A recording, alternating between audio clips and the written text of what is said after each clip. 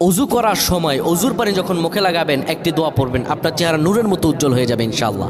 আপনার চেহারা নূরের মতো উজ্জ্বল হয়ে যাবে, চেহারা থেকে ব্রণ, মেস্তা, কালো দাগ সহ যাবতীয় সমস্যাগুলো আল্লাহ তাআলা দূর করে দিবেন এবং আপনার রিজিকে বরকত হবে ইনশাআল্লাহ।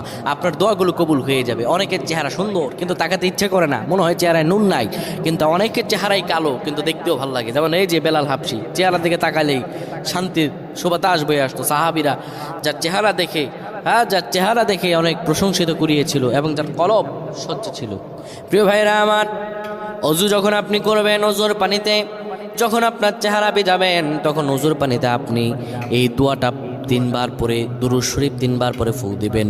দোয়াটি হলো আল্লাহু নূরুস সামাওয়াতি ওয়াল আরদ, আল্লাহু নূরুস সামাওয়াতি ওয়াল আরদ।